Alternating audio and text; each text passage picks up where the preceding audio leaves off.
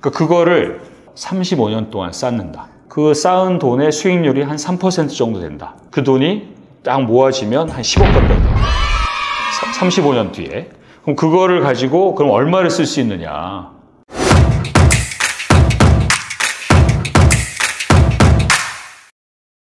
안녕하세요. 마이머플러TV입니다. 여러분, 노후 준비, 노후 대비라고 하면 아직까지 먼 이야기처럼 느껴지기도 하고 지금 당장 쓸 돈도 부족하기도 해서 노후 준비는 자꾸 다음 기회로 미루게 되는데요. 특히나 노후 준비에 연금이 얼만큼 도움이 되는지 피부로 체감하기는 참 어려운 것 같습니다.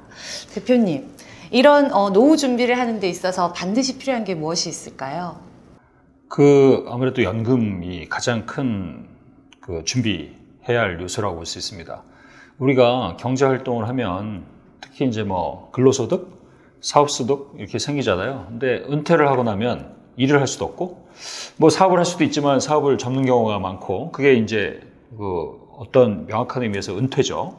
그럼 그 다음에는 뭘로 살아갈 거냐. 모은 돈이 많으면 그거 가지고 계속 쓰면서 할 수 있는데, 그 모은 돈 중에서 가장 주력이 돼야 될 게 연금이라고 보는 거죠. 대한민국 선진국이에요. OECD 국가고, 최근에 유엔에서도 선진국이다, 대한민국은. 근데 이제 은퇴를 하고 나면 갑자기 후진국이 돼요. 전 세계 OECD 국가 중에서 대한민국 노인 빈곤율이 압도적으로 높은 거예요.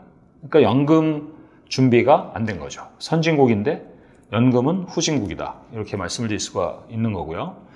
그 다음에 지훈 씨는 직장생활 언제 시작하는지 모르겠지만, 우리가 보통 요즘 젊은이들 보면 한 30세가 평균 취업할 때 나이라는 거예요.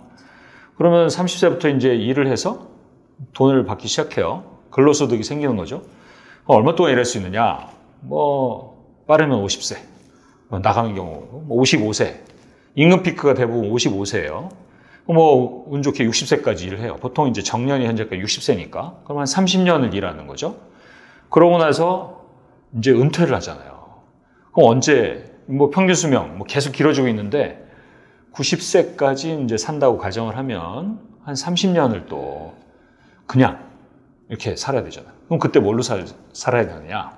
어떤 소득으로 살아야 되느냐? 연금 소득으로, 사셔야 된다는 거죠. 그러니까 연금, 근데 그 준비는 언제예요? 일할 때. 30세에서 60세 또는 55세 일하는 동안에 내가 돈 받은 거 다 써버리면 안 되고 연금 자산을 축적하셔야 되는 거죠. 그러면 대부분의 사람들은 이 소득의 일부분을 연금으로 내고는 있잖아요. 네. 그러면 노후를 준비하는데 이 연금만으로도 충분할까요?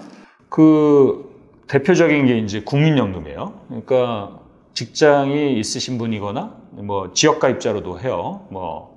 직장이 없어도 지역가입자로 하고 국민연금이 있고, 그 다음에 공무원연금, 군인연금, 그렇죠? 그 다음에 교원연금 이렇게 있어요. 그러니까 대부분의 국민이 국민연금, 그다음에 직역연금들이 있고, 근데 이 국민연금의 경우를 말씀을 드리면 이게 이제 내가 받는 시점이 정해져 있어요. 그러니까 저 같은 경우는 이제 64세부터 받아요. 근데 69년생 이후부터는 65세부터 받아요. 근데 이제 만약에 65세까지 일을 딱 해요. 그 다음에 국민연금을 받아요. 근데 이제 그럼 일찍 퇴직하면 어떡하냐. 그게 이제 그거를 소득 크레바스라고 해요. 크레바스? 절벽이죠. 갑자기 소득이 뚝 떨어지는 거예요. 그럼 국민연금은 아직 받는 시기가 도래하지 않았어. 아직 안 왔어. 그럼 그 기간 동안에 뭐예요? 어떻게 돼요? 그 기간 동안에 뭘로? 개인연금으로 메꿔야 된다는 거죠. 그리고 국민연금이 부족할 수 있기 때문에 또 개인연금을 더 써야 되는 거고. 그래서 개인들은 국민연금만 가지고 안 되고 개인연금 또는 주택연금 이렇게 다양하게 또 각종 많이 준비를 하셔야 된다는 거죠.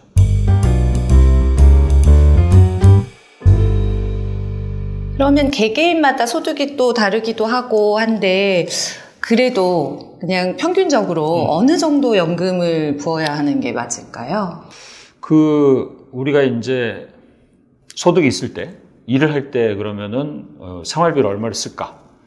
엔겔 개수라고 표현하기도 하는데, 그 중에 이제 꼭 써야 되는 게 있고, 안 쓰고 저축해야 되는 게 있고, 약간 사치적인 것도 있고, 이런 게 있잖아요. 그러면은 그러고 나서 은퇴하고 나면 얼마를 쓸까? 근데 통상적으로 은퇴하기 전에 소득에 한 50에서 60. 60 정도는 있어야 된다. 선진국 같은 경우는 보통 60%를 설정하고 있어요. 근데 우리는 국민연금이 목표로 하는 소득 대체율, 그러니까 일할 때 생애소득을 은퇴하고 나서 국민연금이 얼마나 대체하느냐, 이게 목표가 있어요. 이게 40%예요. 40%. 그러면 40%는 되네? 20%만 채우면 되네? 라고 생각할 수 있잖아요. 근데 국민연금은 40%의 그 전제가 뭐냐면 내가 40년 동안 가입하는 걸 전제하는 거예요. 그러니까 40년 동안 국민연금에 가입해서 계속 적립을 했을 때, 그랬을 때 40%다라는 거죠. 근데 우리가 40년 일하기가 쉽지 않죠? 30세에 취업해서 40년 일하려면 70세잖아요? 그러니까 현실적으로는 40%가 안 된다는 거고, 그 다음에 이제 이게 국민연금이 소득 재분배 기능도 있고 그래서 약간 산식이 복잡한데, 아무튼 지금 대충 대체율이 한 25%. 그럼 60에서 25%를 빼면 35%. 35% 정도는 스스로 해야 된다고, 스스로. 국민연금 가지고 안 된다는 거죠. 그러니까 개인연금, 뭐 주택연금, 이렇게 다른 걸로 층을 쌓아서 준비를 해야 된다. 이런 얘기입니다. 대표님 말씀은 연금 이외에도 다른 어떤 장치들이 필요는 하다라는. 국민연금 외에도. 예, 예.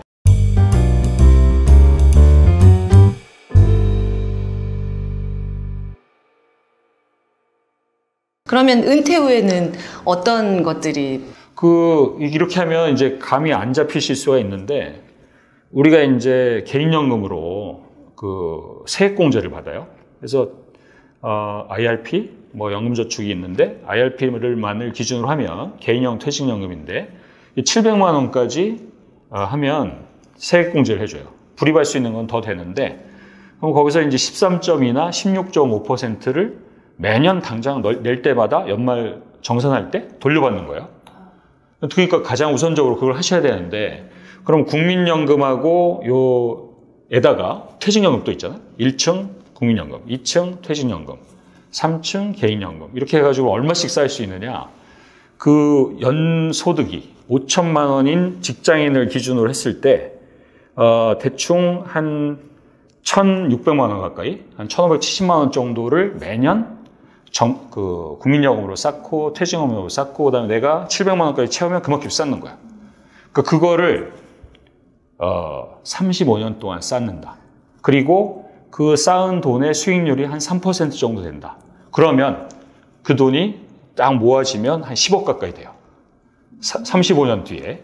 그럼 그거를 가지고 그럼 얼마를 쓸 수 있느냐. 매년 내가 얼마를 소득을 받아서 얼마 동안 그거를 받을 수가 있느냐. 그걸 계산을 해보면 대충 한 30년 정도, 매년 한 3천만 원씩. 그리고 물가가 올라가니까 그거 커버해야 되잖아요. 그러니까 물가가 올라가는 거 감안해서 3천만 원씩 조금씩 늘어난다고 치고, 그걸 한 28년? 30년 가까이 한 3천만 원 정도를 내가 연금소득으로 받아서 쓸 수 있다. 이런 계산이 나옵니다.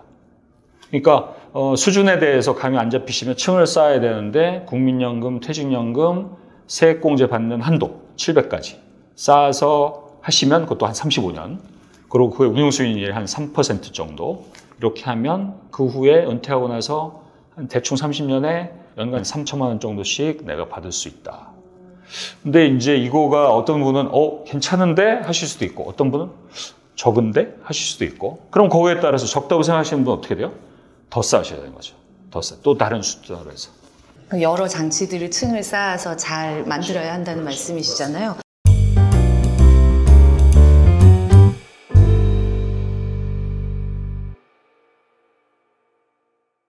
그러면 연금 준비 시기가 또 궁금해지거든요.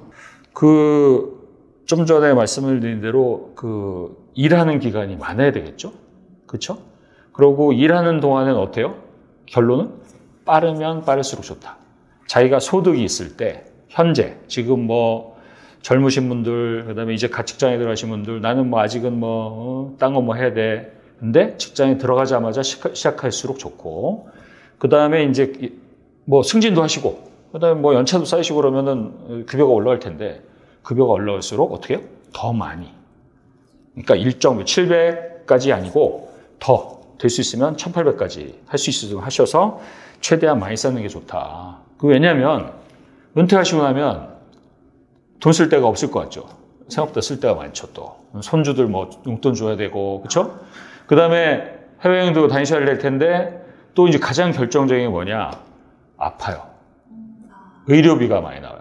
생애 의료비 지출의 한 뭐 60, 70% 뭐 이 정도가 60, 70대.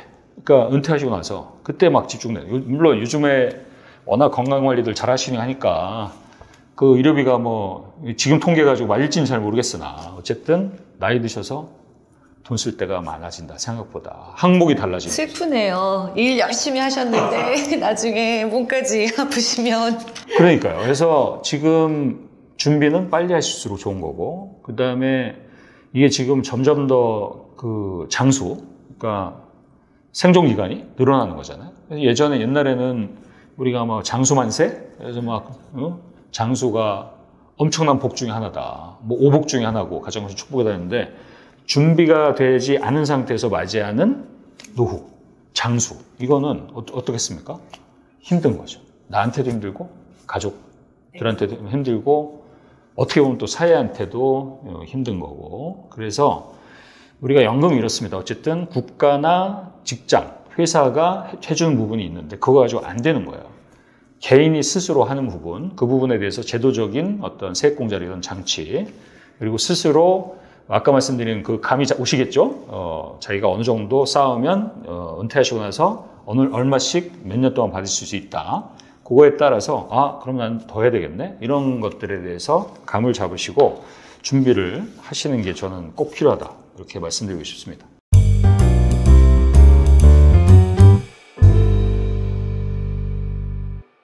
오늘 대표님 말씀을 잘 들어두면 1, 2, 3층 이렇게 잘 준비를 할 수 있을 것 같네요. 이번 시간에는 노후를 위한 연금의 필요성에 대해서 알아봤는데요. 마이머플러와 함께 따뜻한 노후 관리하셨으면 좋겠네요. 여러분의 노후 자산이 도움이 될 수 있도록 저희가 열심히 노력하겠습니다. 도움이 되셨다면 구독과 좋아요 꼭 부탁드릴게요. 여러분 감사합니다.